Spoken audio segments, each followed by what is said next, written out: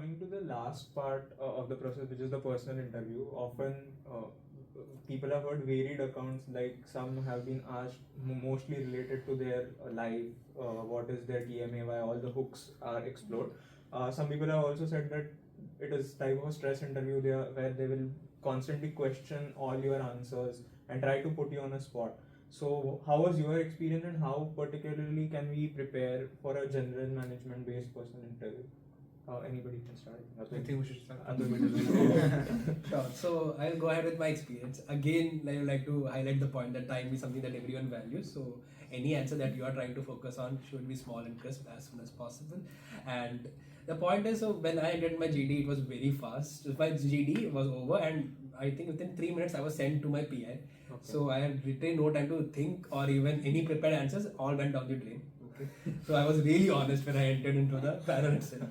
They didn't ask me about tell me about yourself. They directly into how was your case GD and that thing, and they dive directly, okay, what are your thoughts, and something on the thought side. And then they dive directly into my work experience place, where they asked me what are some values that you think Deloitte actually offered to you. And then the GD quickly came back again on my CV. They just dived back again into electrical engineering and the coding life, how is this connected.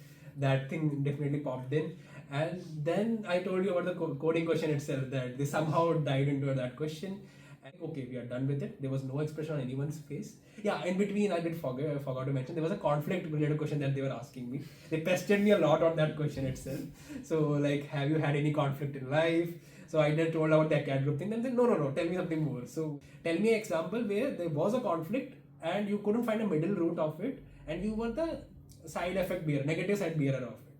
So I said I had to think. So they said, why do you have to think? This is your life story. You should tell apparently out.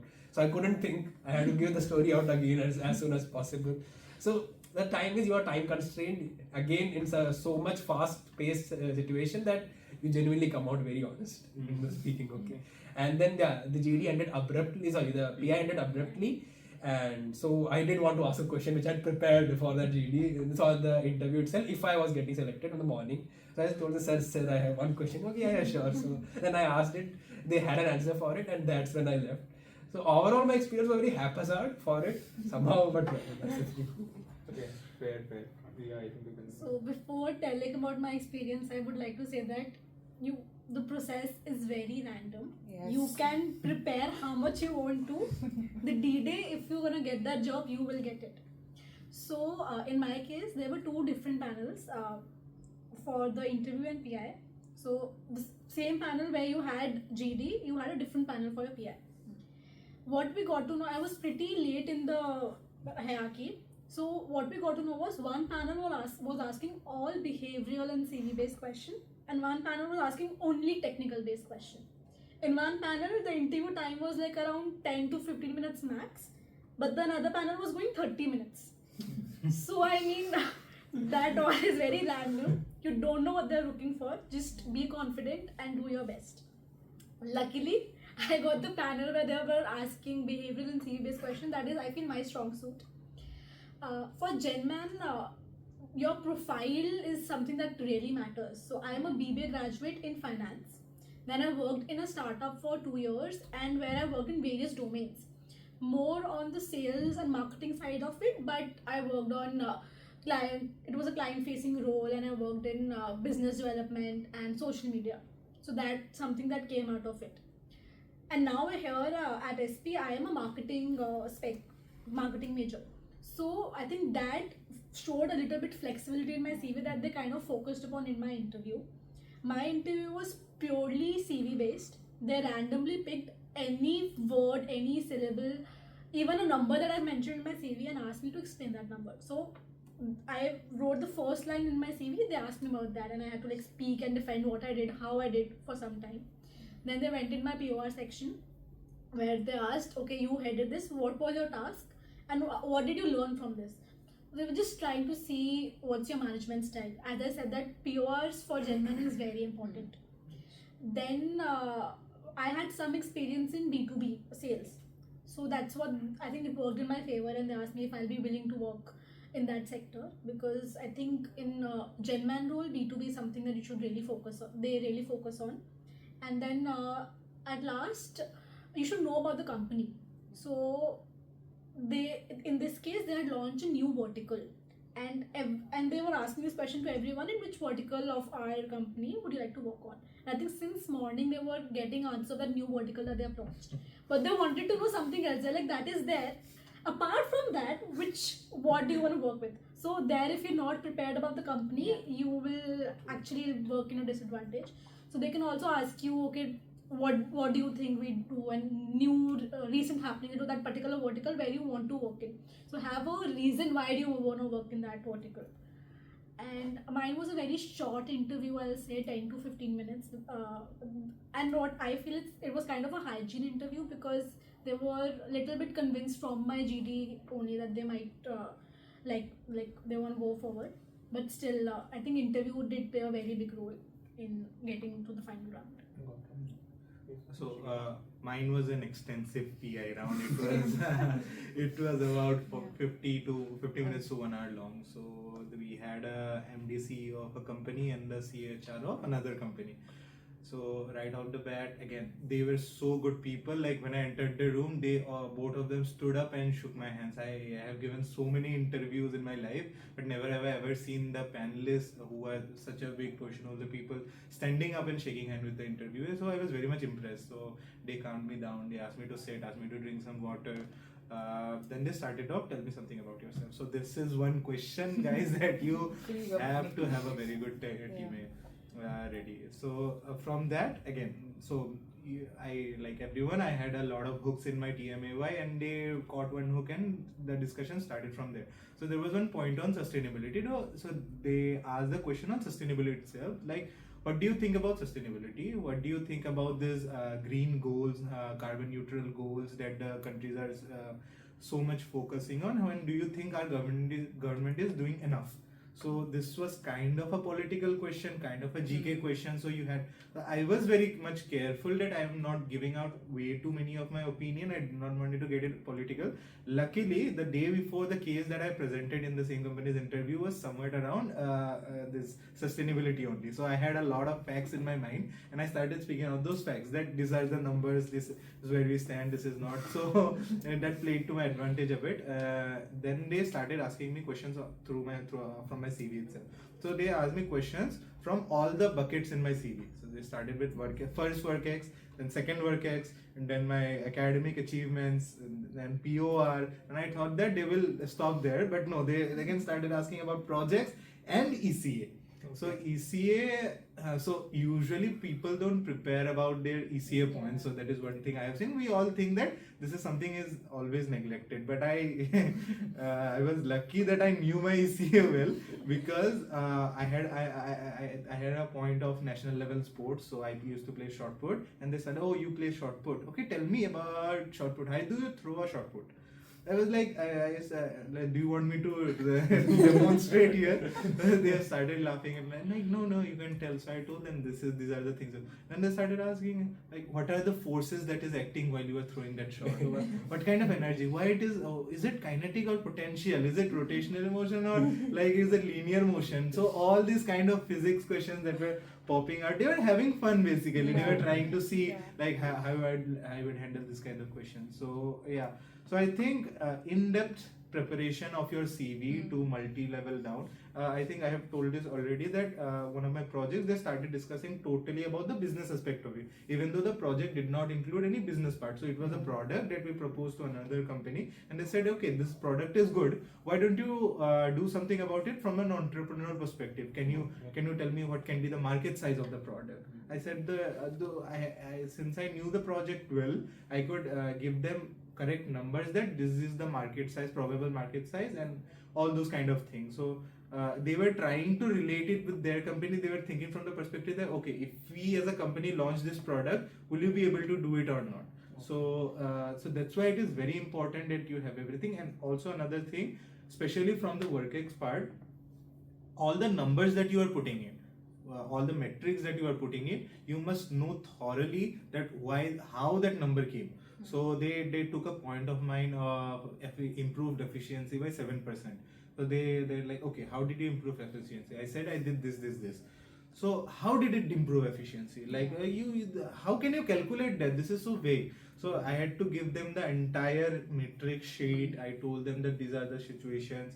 This is how. And then there was a detail. Okay, your process was wrong. You only considered this factor. You did not consider the behavioral factor, people factor. So I had to defend my point very well. And there was a point in time when I was not speaking the correct thing. So I realized they were pointing it out. Okay, you are wrong, you are wrong. And I was not ready to accept. Then I realized, okay, I'm doing wrong here. So I stood back and I said, I'm really sorry if things came out wrong. So I think then started smiling. So I think that it is also important that there will be point in time when you might not be speaking the correct thing, but you should be aware enough that you don't have to defend all your points. You are at the end of the day an MBA student, so you can do mistakes. So if you accept it, if you are truthful enough, they like it. They like all these kind of things. So and again, which company you would like to join? Like, they might either ask you the vertical or specific company that you would like to join. And also, like Atul said, prepare a few questions that you would like to ask them, especially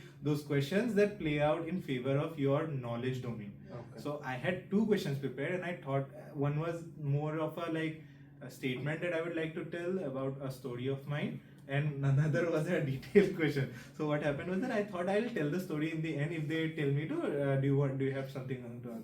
But that came out a little bit early, and I thought the interview will end now, and I said that statement, and that was gone. Then they were happy and all, and then again they asked, do you have something else to say? And I was like, okay, now what should I do? So even though the question that I prepared, the MDCO was not from that domain, but still he said that, okay, this is not from my domain, but I still like to answer. And while he was answering, I was trying to put my points and what I think of that business idea that they are trying to follow. And they were like, yeah, you are true. We realized it later, and we are going to do that. So that also shows that you have the business acumen to see things as they are, and you are trying to act like a manager already in the company and who is trying to solve some problem and business problems and all. So that was it. And the one point that I would like to add from his experience was apart from all the technical and behavioral stuff, little bit of natural humor goes a long way. True. Especially in GenMan, this was a tip that I got from my seniors as well, and even I tried to add that in the interviews. So my interviewer, they had a very strict phrase, like a very bored out face, just to keep me a little stressed. But when I tried to add that humor, I could see that smile on their face, which is, I think, very important. And it should not be something that's just fake. It should come naturally. Somewhere, maybe you can add somewhere one line or TMAY, something that kind of differentiates you from every other person in the panel. So, okay, not to take it. Anyway, so I would initially start with the fact that my PI was long, but after listening to your experience, mine wasn't that extensive. It ran for about 25 minutes, but that's saying a lot because that was the last PI of the day. It was at around 6 o'clock in the evening, and the interview started at, I think, 12 in the afternoon. And to start off, I was so sure that I wasn't going to get in, that I was worrying about some other form, some other something, all different altogether, okay? And after the GD, I was so sure that I wasn't going to get in, and I was bummed about the fact that I couldn't qualify, I couldn't clear the GD round. But when the results came out, I was like, okay, so now I'm in. Now, I was so sure that the company is not going to take me because GenMan's history, they don't really prefer freshers. So I was so sure that they're not going to take me. So I was like, I'm not going to be bothered reading about everything. I am prepared enough, and now this is just going to, So I was just chilling, talking to people, just doing my thing. And my name was, so they had 2 panels, one for ops and marketing and one for IM and finance. And I was the last one, and I was just chilling and just talking to people. And I got to know that these people are really nice, they're really warm. So there's one thing for GenMan roles, when the companies come in, the panelists are really sweet. Except for your case, I think. But they're genuinely very warm and welcoming. So, I will not really agree, but at least in my case, okay, yeah. it was like that. And the people who were sitting in that waiting room with me, when they came back, they also said that the panel was really warm. So I went in there at 6. I knew, and I remembered reading that transcript, senior's transcript, when she mentioned that because I was the last person in the panel, I knew that I wasn't going to get it, and I did. So I knew that, this is not going to happen, and so I just walked in with like this lively somebody, and the guy who met me at the door of that room, he greeted me and he said, "I'm really sorry." And I was like, "No, it's all good, it's fine." And he was so happy. He was like, "Oh, this is so positive energy. Oh, nice. I'm so happy to meet you." I was like, "Okay, this is nice." That's how I entered, and there were 3 people. All 3 of them were CXOs. Because I think my loss of name memory, I think, worked in my favor because I couldn't remember their designation or their name. So I think that's how they kind of tried to, put one up on me, ki, we are CXOs, this is our position. I forgot right off the bat. They mentioned it, I forgot about it. So 2 of them were standing, the third one was about to stand, and I said, "Am I supposed to stand also?" And when I entered, and they said, "No, we just are tired of sitting down, so we want to stand up." And the third one said, "I'll sit, I'll give you company." And so that, but mid-interview, I'll stand up. I said, "Okay, I'll also want to stand up because this is weird." And I genuinely said those things. And I think that's when these guys also figured out she's not so stressed. And I came off thinking that they're not going to hire me, I might as well have fun. So I went in there, they introduced themselves, and I said, "So should I go now? And do you have a minute and a half or something like that? Because that is the time I'll take." I said, "Yeah. So I took my entire sweet time. Then there was this lady standing there. I think she was the CEO, but yeah. She just looked at my CV like this. I don't think she wanted to ask me anything from my CV. And then she was like, "Okay, so what, as I mentioned, music and maths, how do these things relate?" Because I love maths, background, I've done mathematical science, but because fresher, so there's not much on my CV in terms of work ex and internships as such. Internship I had in educational sector, and there's social media marketing and whatnot, and then there's a lot of sports and a lot of music and a lot of those things. So she was like, "So how do these things relate?" And there were just abstract questions flowing left, right. Every just question was abstract. They tried asking me about sports. Who will you take? There's your best friend. There are people who can run faster. Who will you take? But you'll be breaking your best friend's heart.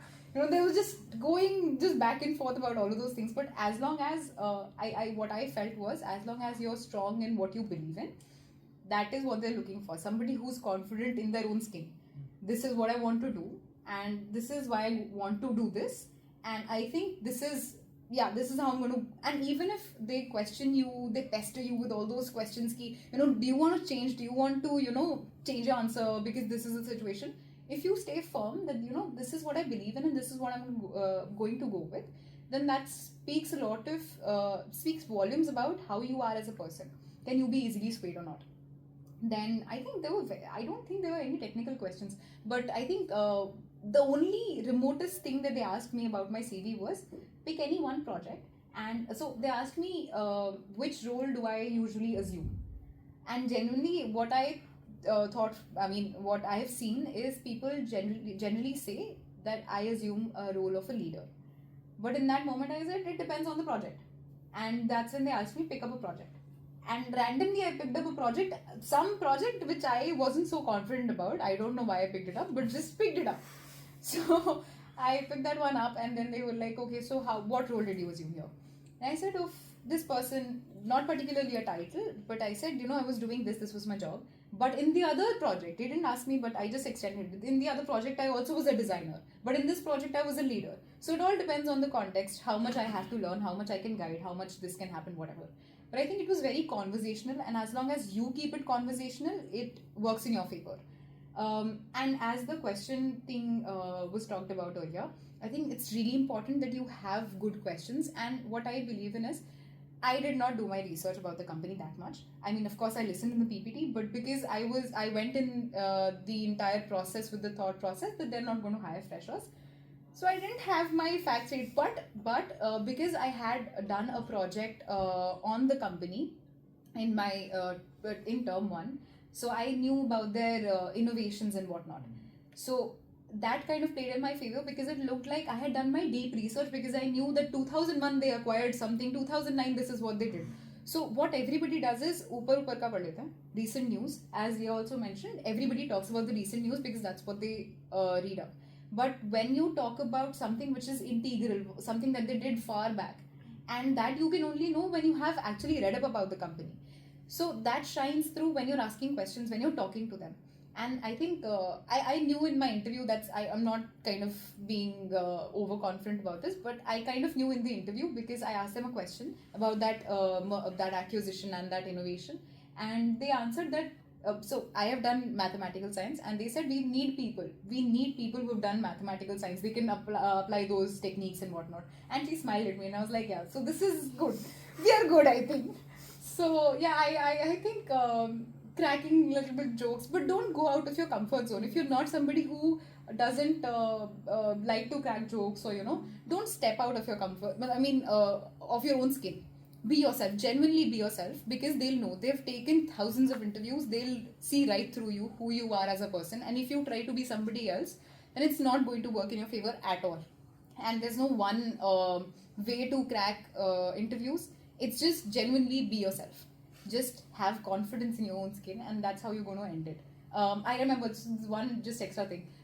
During my interview, the digital head or somebody, some high rank, again, memory. So he stepped in, and because I was facing, my back was facing the door, he opened the door and he was like, okay, chalo, ab time ho gaya, bahut time ho gaya, chalo. It was 6:15, I think. And the 3 people sitting in front of me, and I'm just looking at them like, what happened, okay? And these 3 people were like, uska interview. And this guy looks at me, and I'm like, hi. And he goes like, oh, I'm so sorry. And he just excuses himself from the room. And I remember the situation was something really serious. Your best friend is hurt, she's crying, she'll cry about this, you've made her upset or something. And that was a nice interruption. So getting back on the track, it was a very serious case. Let's get back. Some stupid shit I said, and they cracked up, and then coming back to the topic. So it was good, you're talking to them, you're looking at each of, you're literally looking into their eyes. It looks like you're having a conversation with each one of them, and as long as it's conversation, it's good. Yeah, I think it went long. Great. I think we have had a comprehensive discussion of the entire process. I thank everyone of you for taking out the time. I'm sure that juniors will be really benefited by this video. And we would put everybody's LinkedIn in the description. If anybody wants to reach out, they can reach out. So thank you again.